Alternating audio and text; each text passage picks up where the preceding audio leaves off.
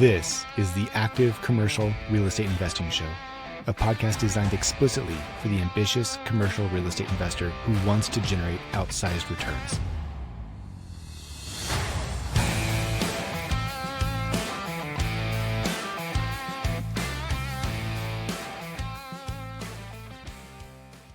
Hello and welcome to the Active Commercial Real Estate Investing Show, brought to you by the one and only School of Commercial Real Estate Investing. I'm Patrick McLaughlin, and today I'm joined with Blake Dailey. Blake has built a $25 million portfolio of profitable boutique hotels and multifamily properties. Across those purchases, millions have been added in equity and hundreds of thousands of cash flow have been distributed. Blake started his career in the Air Force doing construction, project, and contractor management, and began applying his skill set to renovating single-family homes. Over time, he increased the size of properties he was renovating and purchased 6 boutique hotels across the Smoky Mountains, Lake Tahoe, and the Gulf Coast. Blake, welcome to the show. Patrick, thanks for having me. Good to be here. Yeah, my pleasure.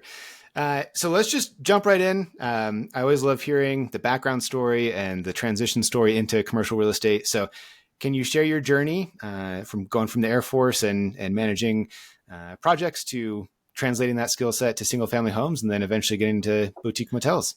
Yeah, I would love to. So I think I was kind of lucky because I got started and I had like the best loan product known to man, the VA loan available to me. 0% down, could negotiate in seller finance or seller closing costs, not financing, seller closing costs.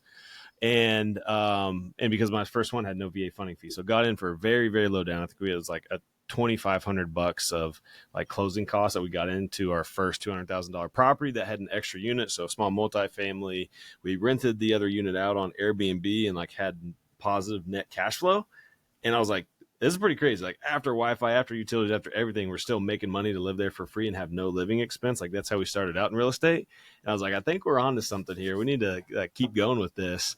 And did that on a few more deals, looking for houses with guest houses down in Panama City, Florida, and the Panhandle of Florida, because I was like, if we could get more houses like this, the main house would essentially be all added to cash flow, other than the cost of cleaning, and incremental utilities. So we did that, did really great, and that led to us having a portfolio of, I think, 8 short-term rentals and 3 long-term rentals at the time. Mostly small multifamily properties. We had 1, I think, single-family rental. And with that portfolio, this is about a year in, we surpassed my W-2 income as a lieutenant in the Air Force with the net cash flow of our real estate. And I was like mind blown. I was like, that's my 5-year goal. Like I wanted the option to not have to work after my commitment was up. And I got in the position where I was like, dude, I'm a year in. I've got 4 years left no matter what. I was like, I need to up the goal a little bit, right? That's what brought me into commercial real estate. And I love commercial real estate. Started with syndicating an apartment complex, and that taught me how to underwrite commercial deals, how to finance them, how to piece it together, how to do my first capital raise and put myself out there in front of investors and try to get them to trust in me and in my deal to raise the money for it through the syndication route.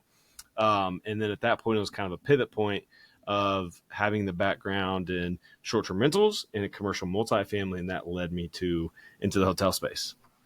Beautiful journey. House hacking for the win. I can't tell you the number of times. Absolutely. Yeah. Such a good way to start. Like it's like zero risk, like you put low down, you get the best financing terms, lowest interest rate. And if like you lose a tenant, have to do an eviction, whatever it is, you still live there. And it's like, you're not going to lose your home. That's the last thing you're going to be able to lose. And you just find another tenant, or maybe switch to short term or switch to medium term. Like you got so many things and you live right there. So you can handle it pretty easily. It's great. Yeah. I think for the onboarding process of learning how to, especially in multifamily, learn how to manage tenants. Like you're on the property 24/7 nearly. Yeah, you're the living property manager, not the owner. Exactly. Yeah. So you learn the business really well, hands on. It's a great way to get started. So with that first multifamily deal that you did, you said you went out, you'd already done some small multifamily, but then you made the jump into larger multifamily. And that was a capital raise deal. What type of mindset hurdles did you need to get over to make that first jump into your first commercial multifamily property? Yeah. So I'll preface and say it took like 10 months, I think, to get my first multifamily deal. So there was a big learning curve there, which I think like most people probably experience. Like unless you have, the connection into it, or you get brought in like, somehow through a connection or partnership or whatever, if you're trying to go out and do this, you have a big learning curve. You have a lot of new things to learn, right? If you don't have the money to go close this big deal, right? If putting down a couple $1 million of your own money, you probably need to learn how to raise it from investors. So that then it takes you down the route of, what's a 506B or versus a 506C, and how do I stay SEC compliant with raising money to close my deal? So I did all that stuff, went through the underwriting, just underwrited, dozens and dozens and dozens of deals, hundreds probably of these multifamily deals to really get comfortable. I was taking tours to, I was in Panama City Beach. I kind of identified I wanted to buy in that area in Bay County in Florida, Panama City Beach or Panama City, or in Huntsville, Alabama. So I took a couple trips up to Huntsville to tour properties with brokers, put in offers, did LOIs, did all of this to get the momentum going. But it took a long time, right? Because I was new to it. I was green behind the ears. I didn't know what I didn't know. There's a lot of, I think, assumptions you have to make on your underwriting that either show up as expenses that you might not see, or don't show up and you get into a deal and then you start operating oh crap, that's something I didn't account for in my analysis. You just don't know those things before you get into a deal. And through that amount of time, I was obviously, networking, kind of sharing what I was doing with other investors. I hosted a meetup in Panama City Beach at the time. And one of my friends at the time was doing multifamily, was in a few deals in the minority position, and then brought me in as a partner. So it was a strategic partnership that got me into my first multifamily deal. A group found the deal. They needed help with the underwriting, with the capital raise, with the investor relations, with a little bit of the asset management piece.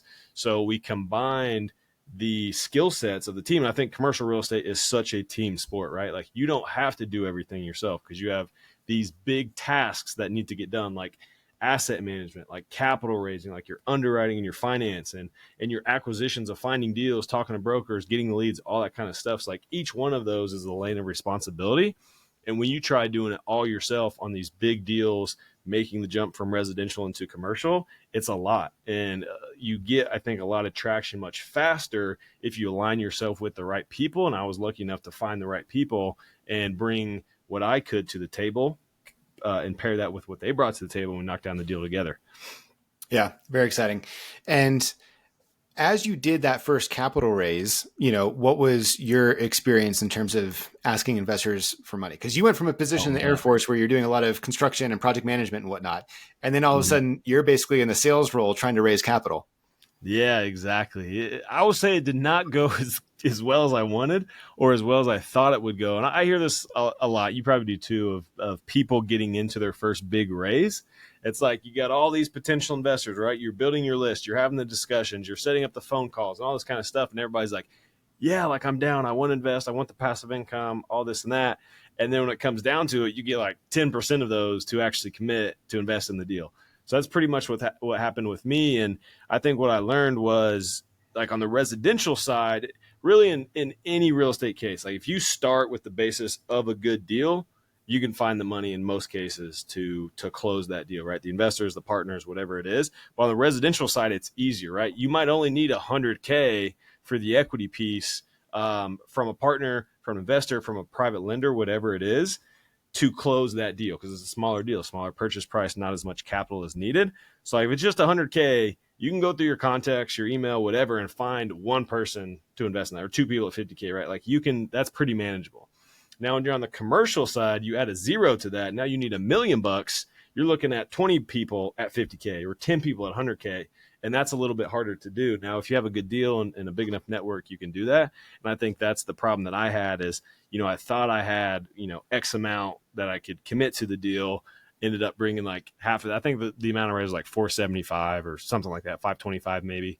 So right around $500,000, which is a lot more than I'd raised previously, probably 5-6 times. I've probably raised 80-90K on a single deal before that. So this is $500K on one deal in a matter of 30-45 days. I can't remember the exact timeline. So it was a big jump, a lot of phone calls. And I think if anybody listening to this, when you get in that position, know it's going to take a lot of calls. You're going to get uncomfortable. And you ultimately got to get to a point where before you pick up the phone, you have to be okay with getting told no and not let it hurt your feelings and affect you picking up the phone for the next call. And it's all about presenting the opportunity more so than asking for money, right? So you're presenting the opportunity of that deal to the investors. They get the passive income, the appreciation, the tax benefits. It's not giving you money to push your agenda. Like you need to look at it through the lens of how you help them reach their financial goals, and something you kind of just pick up, right, as you have a bunch of these phone calls with investors. But if you guys can keep that in mind, I think you'll have a better time and not get so distraught when it's like, oh no, my money's tied up, or I don't like the deal, or I'm not whatever comfortable with multifamily. I just want to do single family. It's like you got to just find your find your niche, find your groove, be okay with the rejection, and keep going. Yeah, yeah. And you did that first larger multifamily deal. Why not just keep pushing forward with multifamily? Why'd you decide to make the switch over to boutique hotels? Yeah, really good question. And this is like, for context, this was, we got under contract at the end of 2020, right? So this is COVID year. March is when COVID hit. We got under contract, I want to say like November maybe, and then closed in February of 2021. So in that amount of time, think back to the stimulus that was happening, the economic stimulus from the federal government, and asset prices were like hurting at that time. Like 2021, they ran up, but like at that time, everybody, hedge funds, private equity, REITs, like big money people were putting their money into real estate as a physical asset and a hedge against the inflation that was happening at that time. And good for them, because you bought good deals then. I mean, there was a big run up, after that on really all real estate, as long as they finance it right. Because now there's like a commercial real estate bubble in multifamily, because a lot of bad loans done after that time in like 21 and 22. But before that, it was like all this big money. There's a lot of competition. Cap rates were compressing, which means deals were getting slimmer, right? If the cap rate goes from 7% to 6%, you just lost a lot of economic value on that. And like the purchase price is going up. So then if your basis is higher and you're making the same amount of money, your return is going to be less. So that was happening, and there's just more competition. So it was a pivot away from into a less competitive environment, which I saw hotels at that thing, right? Because I was in Panama City at this time. COVID shut down the beach, Florida for like 2 weeks, 3 weeks maybe. So while everybody else around the country was shut down for like most of 2020, it seemed like it happened in Florida for like 2 weeks. And then after that, by the end of March, early April, like the beaches were full. And that summer was crazy. Like there were so many people coming down to Florida, driving down because we were open. Didn't have to have a mask on the beach, all this kind of stuff. So it was a really good time for hospitality in Florida.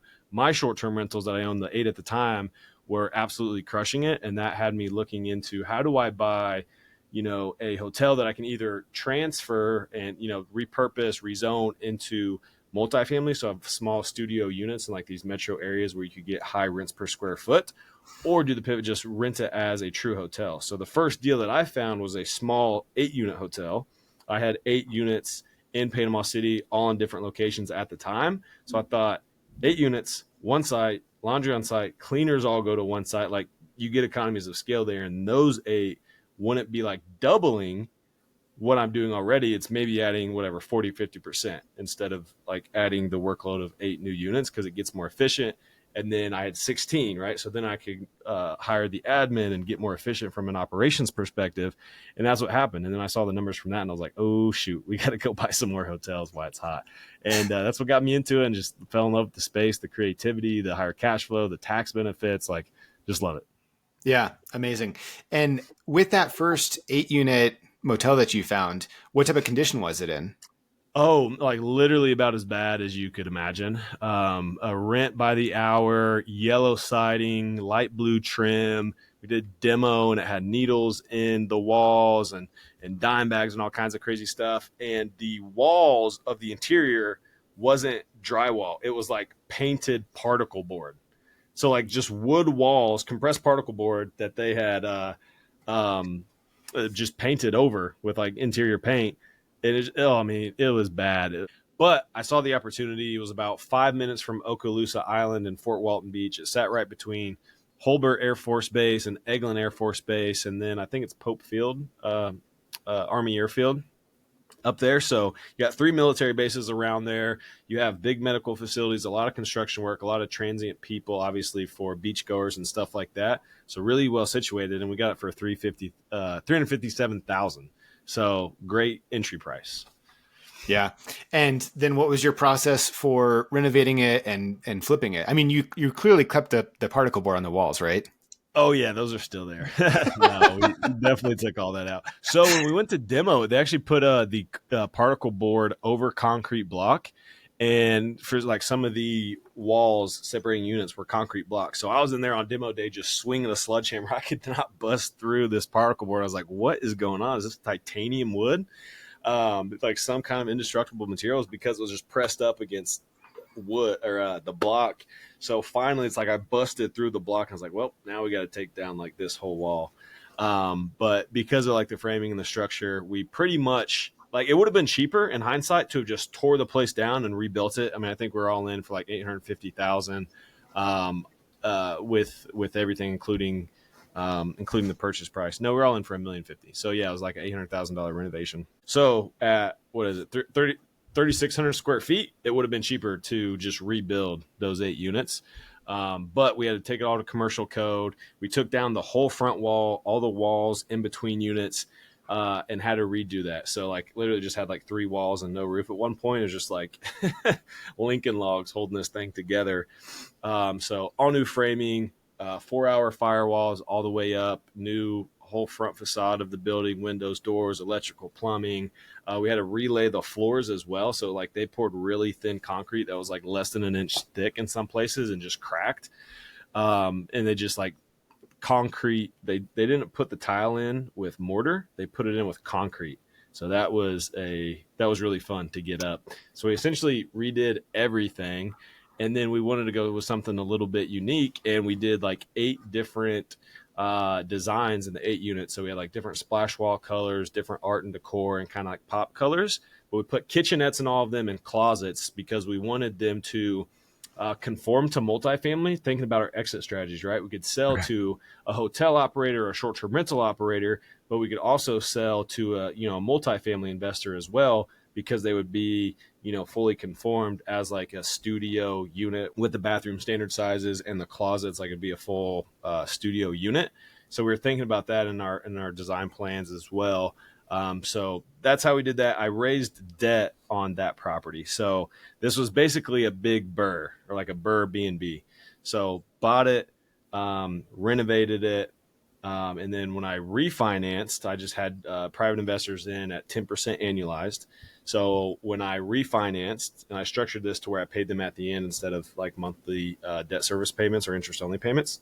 So we refinanced, paid all of them back, and then I owned the property 100% after that with the new bank debt to replace the bridge loan from the seller that I had. I got it with seller financing plus the investor capital that they put in it to renovate it. Got all of them paid back plus their interest, and then held it for cash flow cents. Wow. Wow. So, a couple questions following up with that. One, you hear the entry price point, 8 unit. It's like, okay, this feels like a manageable first Mm-hmm.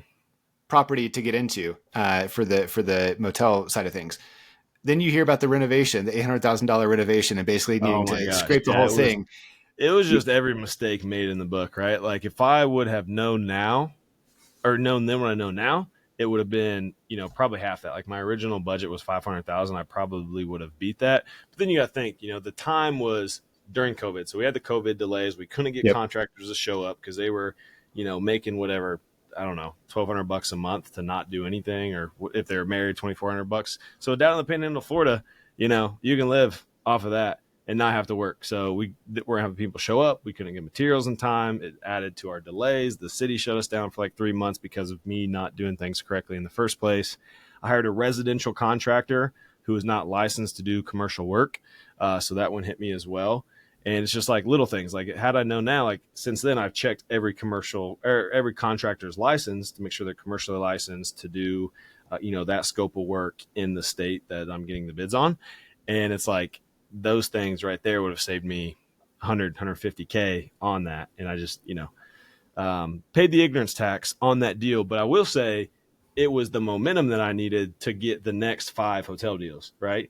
I was working, we did 5 hotel purchases in the 13 month or in the 12 months after that first purchase. So within 13 months, 5 hotels, and every other hotel after that was so much easier because of the lessons learned the hard way on this one. And that's what I try to tell people now is like, you need a good enough deal to kind of like weather the mistakes and, kind of learn from me and not, don't make these same mistakes because I'm here kind of talking about them. That's what I do on, Instagram and stuff like that and through my mastermind and help people not make those same mistakes. So you can get profitable faster with hotel deals. But for me, it was like going through the ringer made it way better or way easier on the next 5, 6 deals. Yeah. And on that first one, how long did you have it open and operating before you did the refinance? So we refinanced it right away. I refinanced to a bridge loan or like another hard money loan to get the investors out because my like seller financing was coming due.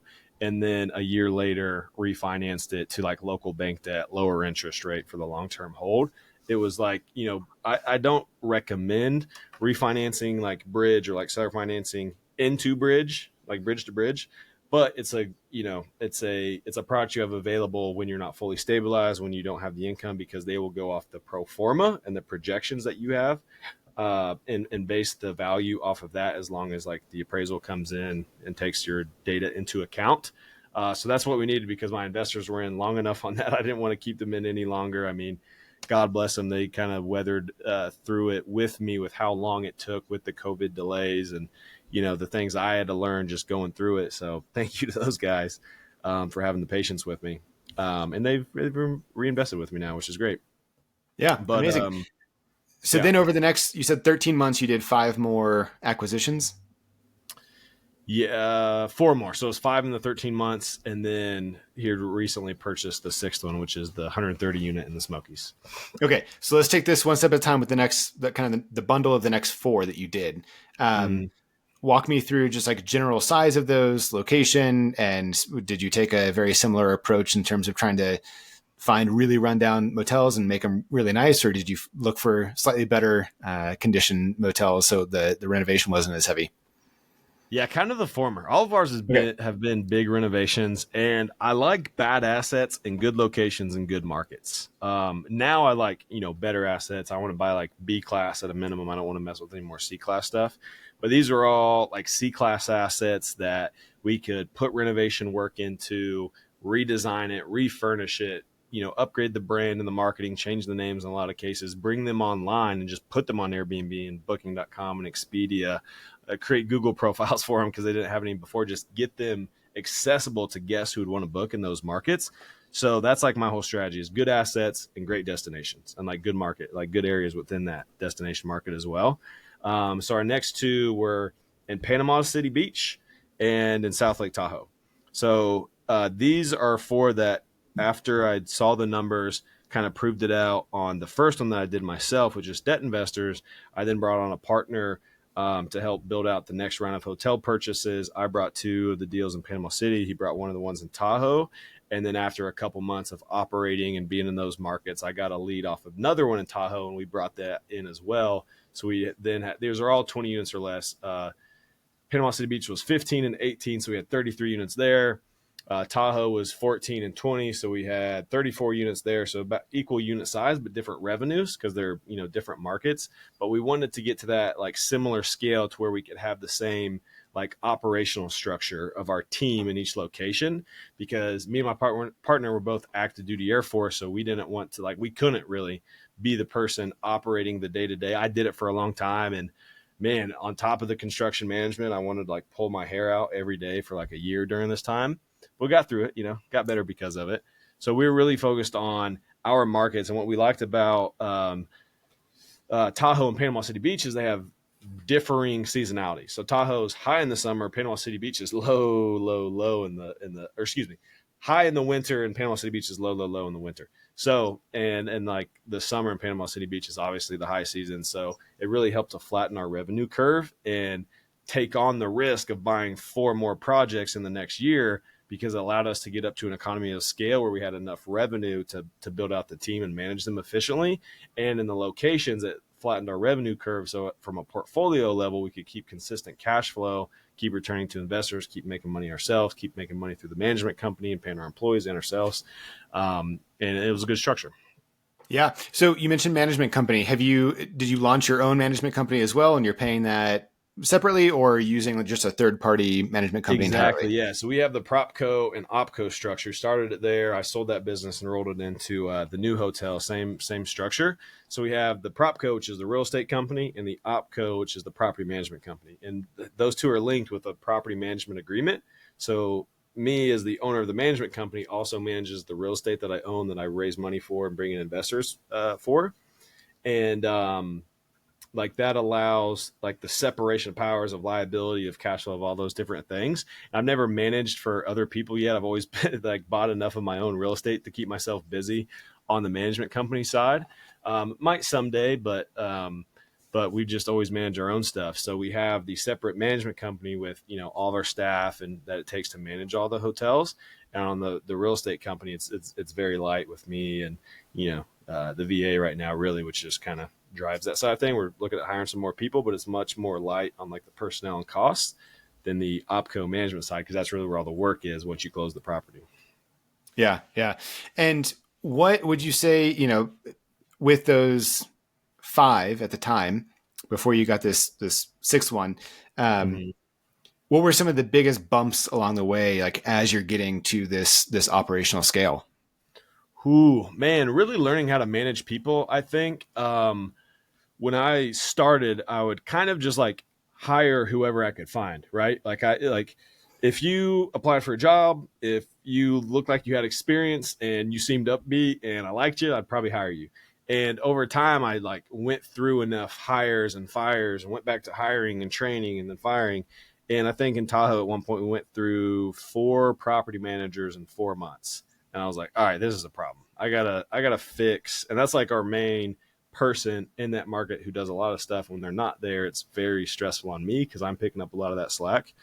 Um, so got really intentional about not just how I hire people, but how I market to them in the first place, how I screen them from those job ad and postings, and how I do like the first interview with them, and kind of like once they make the screening through, okay, they've got the right experience, their resume makes sense, let me talk to them, and then get deeper in the interview process to really assess this person's character traits, their experience, their background, what it is they bring to the table, and personality indexing as well, to get a better feel for how they would match up with this position. Since we started doing that, turnover went way down, performance went up. We had more of the right people in the right seats.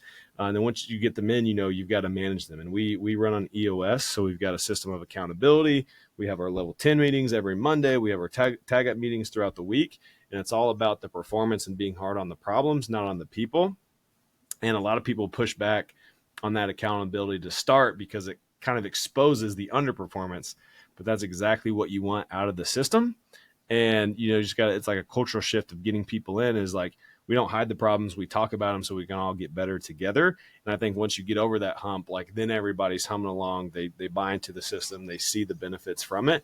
And I think all of that was a big learning curve of really being an operator, learning how to run a business, hire people, manage people, and lead people. And like, thankfully, like being an Air Force officer, that's a big part of the training and background there. So I think that was, an area I was naturally good at. But reading books like, Multipliers and Good to Great, those like really put the people side of a heavy operations business like hotels into context, and give you a lot of tools to go out and run your business better. So those are the big ones for me.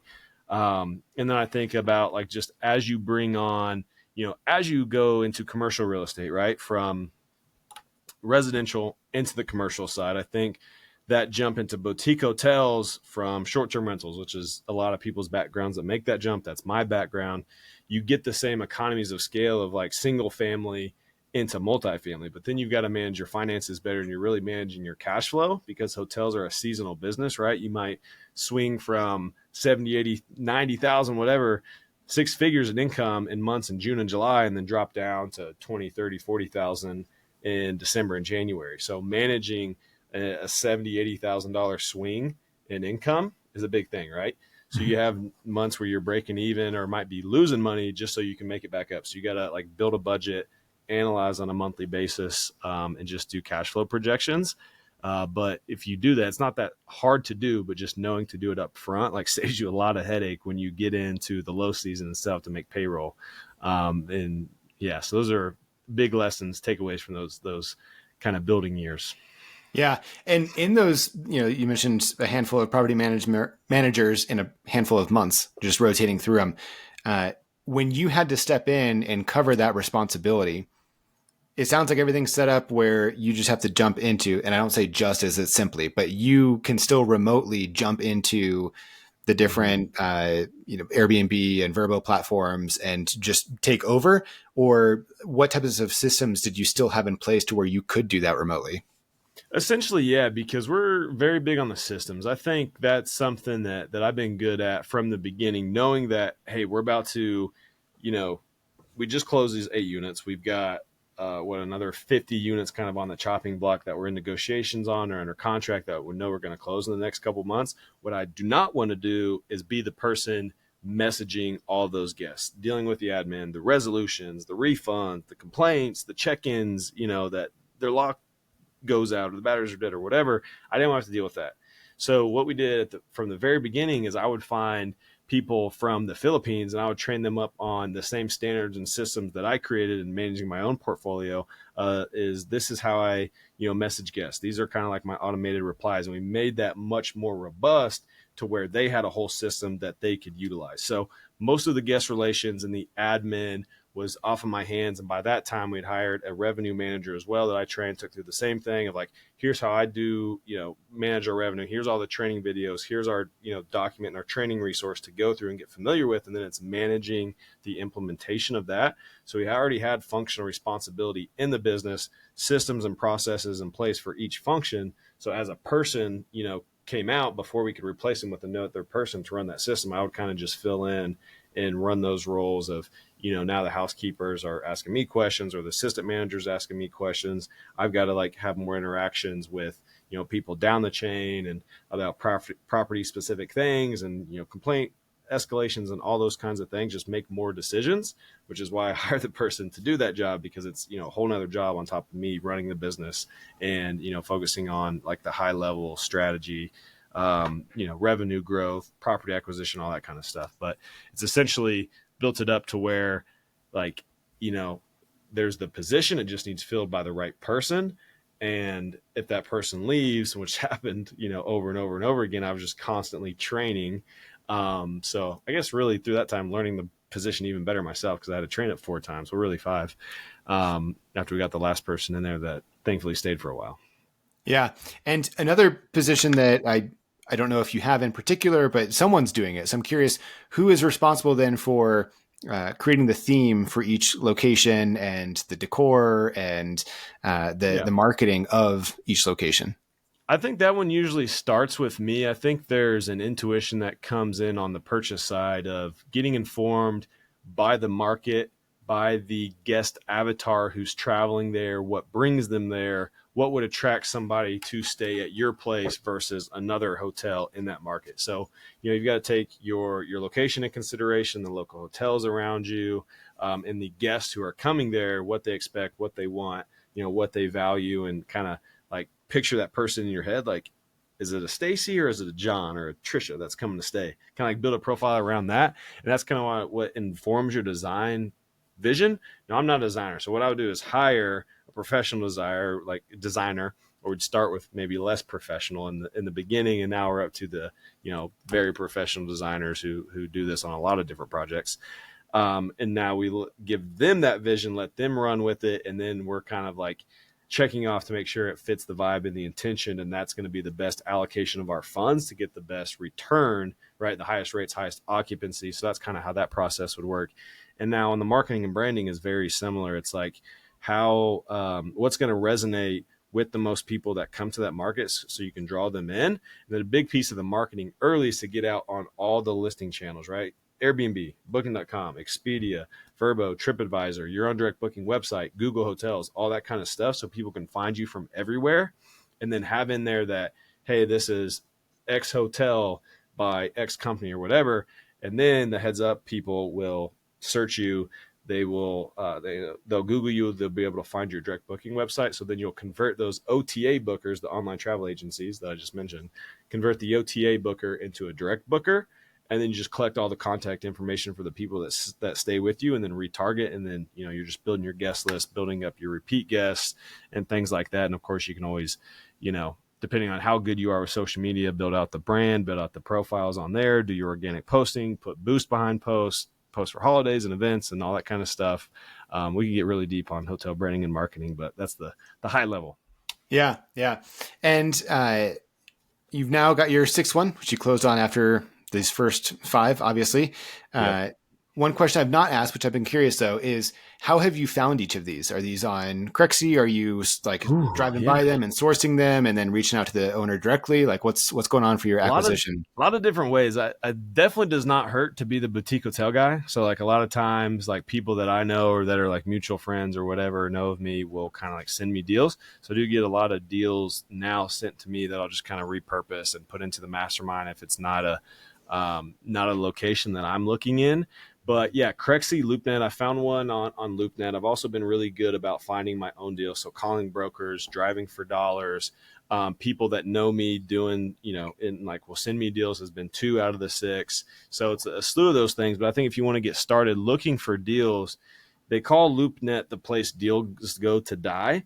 But I think it's important for you to understand you're not going there looking for a deal. You're going there looking for how you can make a deal and create value with what's there. So don't just take it at service level. Don't just take what the financials are there. Like, how can you add units? How can you add revenue streams? What's the upside with designing, like redesigning and renovating the property? Like, that's what really makes a difference. Like Crexy, LoopNet, you can get these online listings. You can even do a broker search on Crexy or LoopNet, so you can find the active brokers and sort by hospitality if you're looking for boutique hotel deals by that area, and then just start calling all the boutique hotel or hotel brokers and start to tell them who you are, what you do, what you're looking for. And it's just a repetitive process of that, reminding them, getting on their email list, having conversations with them, building rapport, all that kind of stuff. And I think the one that'll surprise you the most is just tell people what you're looking for at networking events, at meetups, on Facebook, on Instagram, whatever it is. Let people know what you're looking for, because not many people are in boutique hotels. So if you're already going to be standing apart by doing something that kind of sticks out in people's minds, and just let them know, and you'll be surprised at what comes your way. Yeah, great. And I know we're coming up on time here, so we'll wrap it up. And I'll just ask you if you want to provide a quick overview of this last motel that you purchased and what you've got going on there coming up. Yeah, so just recently in December, we purchased a 130 key hotel and resort in the Smoky Mountains on 10 acres, 8 different buildings. We're adding a bunch of cool amenities: fitness center, game room, pickleball, pool bar, pavilion, outdoor movie theater. It's going to be a very, very sick property, probably one of the best in the Smoky Mountains. So I'm pumped for that. Just got news today, actually, right before jumping on here, that we got our environmental approved through the USDA. We've been waiting on that for what seems like my entire life. And it all culminates in this moment. So we'll be refinancing in the next couple of weeks to be able to get our renovation funds to actually start.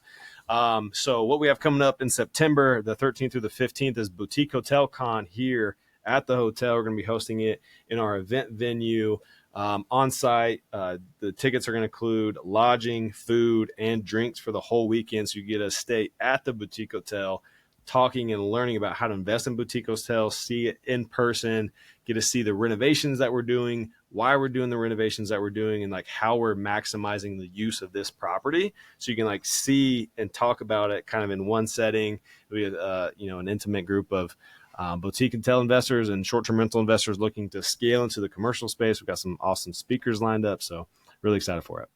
Amazing. It all sounds phenomenal. If people are interested in learning more about that or purchasing tickets, where should they go? Yes, you can go check out boutiquehotelcon.com. Tickets are live on there. We've got options if you're in like driving distance. You can buy we call it like a locals only ticket that doesn't include lodging, but all the rest do include lodging, which I own the venue and own the hotel, so we're able to keep ticket prices pretty low, considering like you get the hotel and the lodging. You essentially just have to get here yourself, and then we're hitting the ground running. So yeah, boutiquehotelcon.com. Amazing. And if people are interested in connecting with you personally, where should they go? Yeah, best place would be Instagram. So you can find me at Blake J. Dailey. If you guys have commercial real estate questions, boutique hotel questions, short-term rentals, whatever, like hit me up. I'd be happy to answer it for you guys, point you in the right direction. I'm about helping people. So anything I can do to be a resource, I'm here. Fantastic. Well, Blake, thank you so much for coming on today and sharing your journey and your wisdom that you've gained along the way. Really appreciate it, and look forward to catching up with you again in the future. Yeah, man. Thanks for having me. You guys have a good one. Thanks for tuning in to the Active Commercial Real Estate Investing Show, brought to you by the one and only School of Commercial Real Estate Investing. Be sure to head over to our website at www.schoolofcrei.com for more free resources. While you're there, subscribe to our newsletter so you never miss a thing.